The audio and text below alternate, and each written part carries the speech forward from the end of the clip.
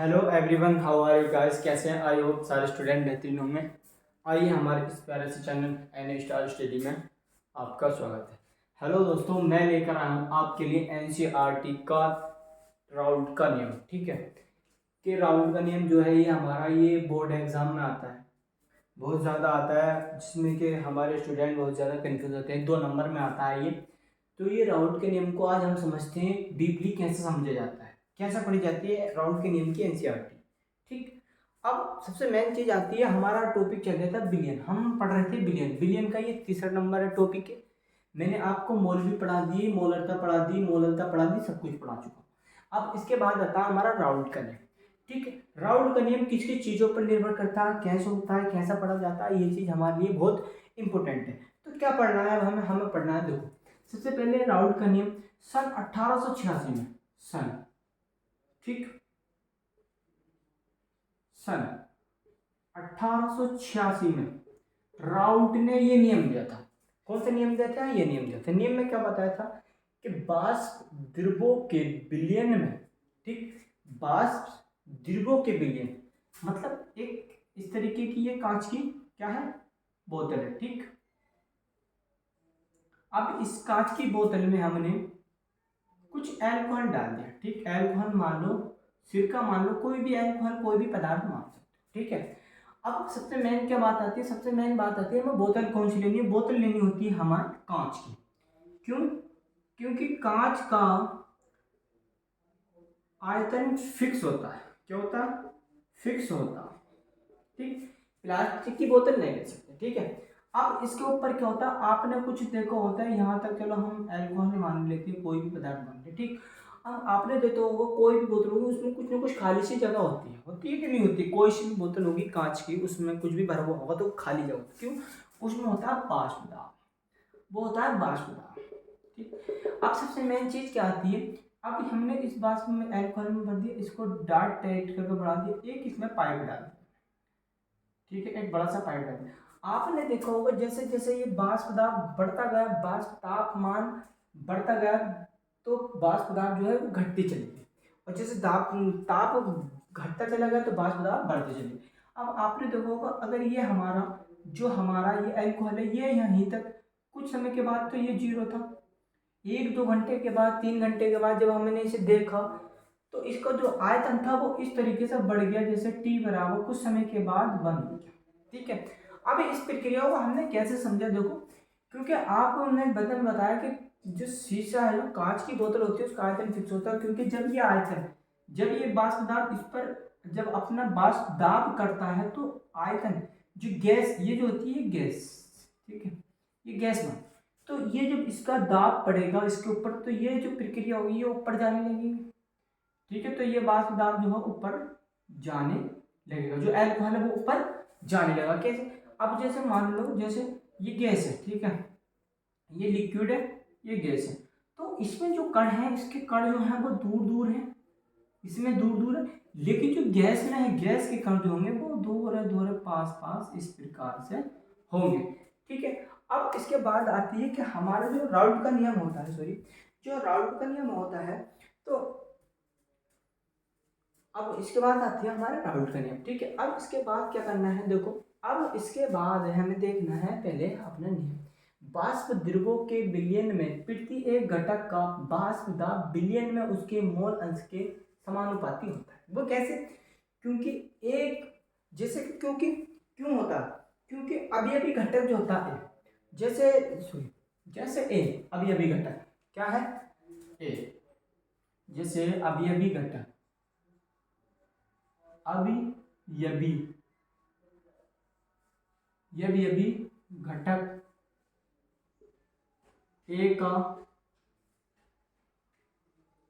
आंशिक दाब, तो क्या होगा, ए अभी अभी घटक का आंशिक दाब होगा पी,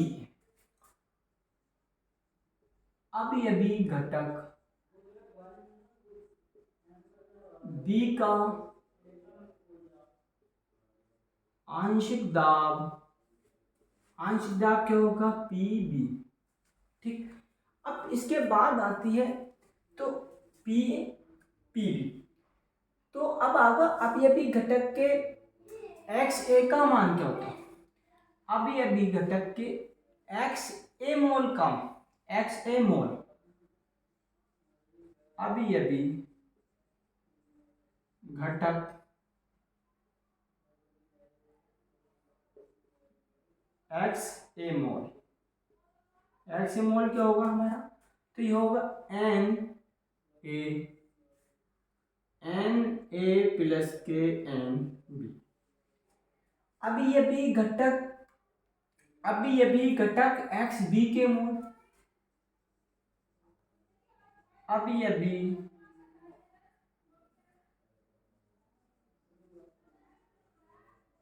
भी घटक एक्स बी के मोल, तो एक्स बी के मोल क्या है, जैसे एन ए प्लस के एन बी, ये होते हैं अभी घटक, ये होते हैं अभी घटक एक्स बी के मोल, ये होते हैं अभी घटक एक्स ए के मोल। ठीक है, अब बात आती है हमारी पी एक्स, अब होते ये है हमारा, ठीक है।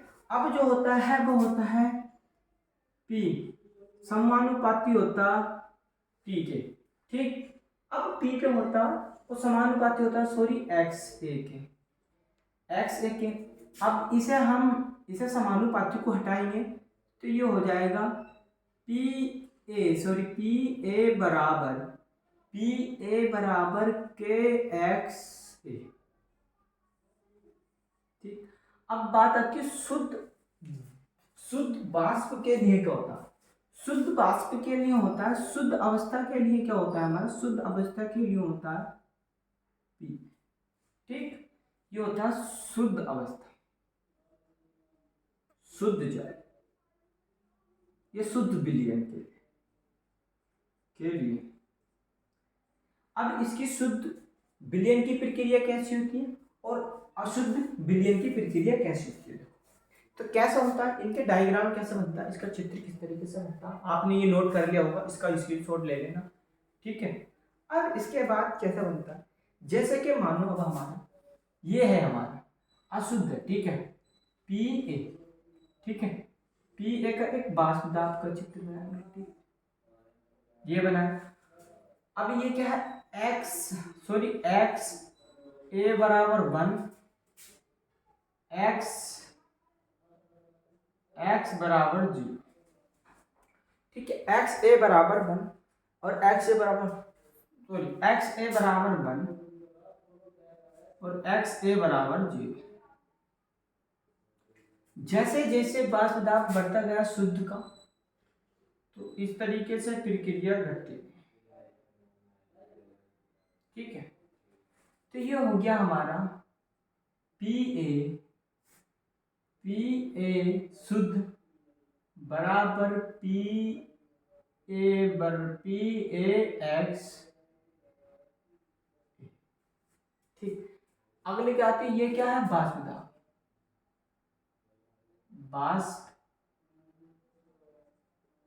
दाब, ये क्या मोल भी। अब इससे अगला क्या आता है हमारा, ये आता पीवी, ठीक है।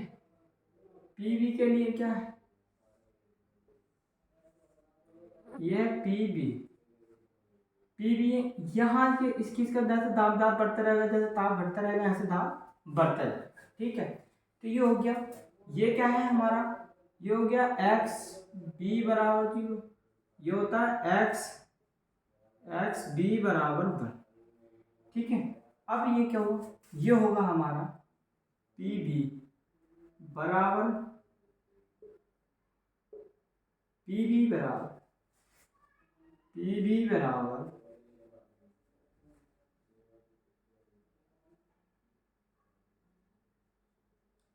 ये हुई हमारी, ये चीज़ों पर निर्भर करता हमारा वाष्प। आई होप कि हमारा जो है ये राउंड का नियम है यही करता। आई होप हमारे चैनल को सब्सक्राइब करें और लाइक करें।